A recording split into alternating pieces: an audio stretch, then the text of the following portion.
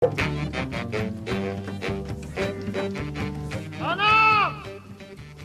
زود بیا بعد شیمون نشوی.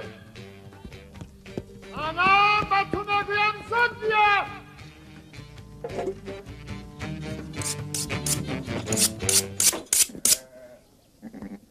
بابا غفور التماس گوسفندو سرتت اما من نمیکشد. گم شو از اینجا. امت که من خودم همراهش گفت سرتت گوسفندویا. گم شو از اینجا.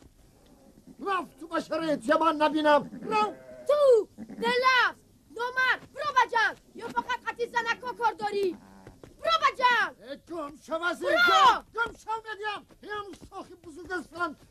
استغفرالله. برو بجنگ. سرت بجنگ.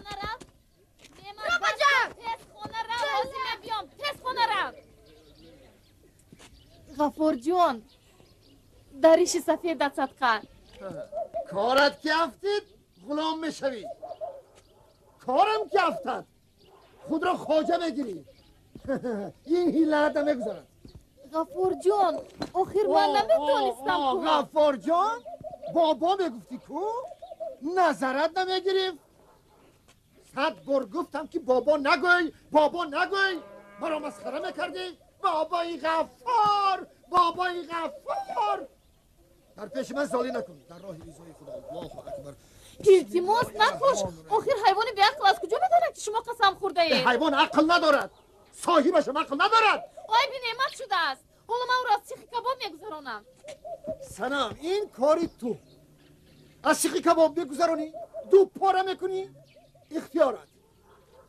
من خواستی خودم رو میکنم. فهمه؟ غفور جون نخود من با شما دشمن باشم.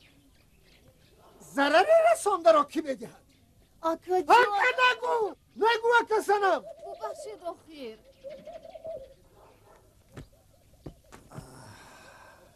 گوش کن سنم. با من باشد همه این باغراخ صدقه یک طوری موید. لیکن همش عیب خودت. چی خیلی عیبی من؟ اگر راضی می شدی گوسفندان را سرده؟ سنم من از کی کمم؟ نه از کی کمم؟ اون شما یگانه مردی با ناموس و نامداری دهید. چرا با چشم من اینطور نگاه میکنی؟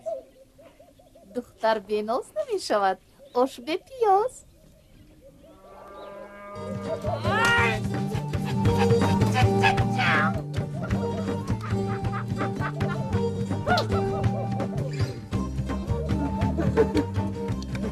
باز چیکار کنم؟